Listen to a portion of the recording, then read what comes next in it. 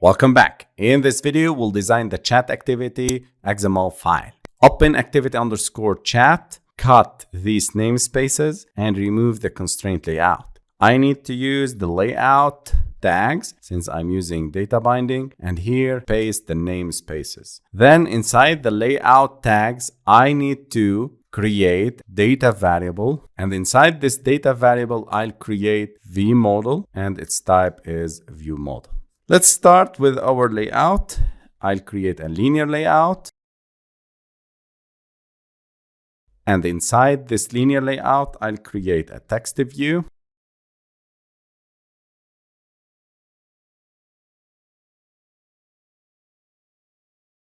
Set the background for this color. I'll change the text view color to white.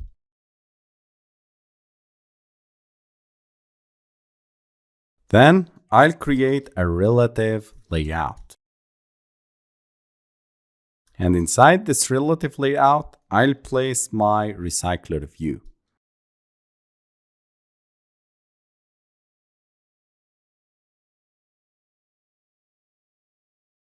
Then I need to create this linear layout that it is a layout for the input.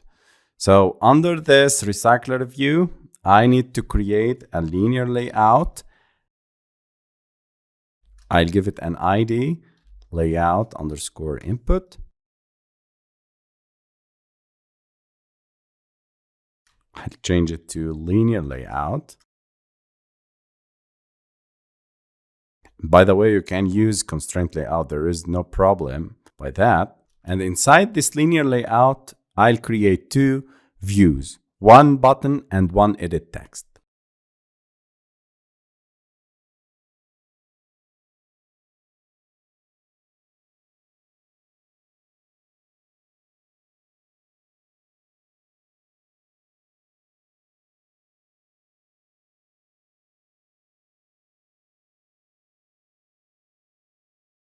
And increase the width to 100. And here we go.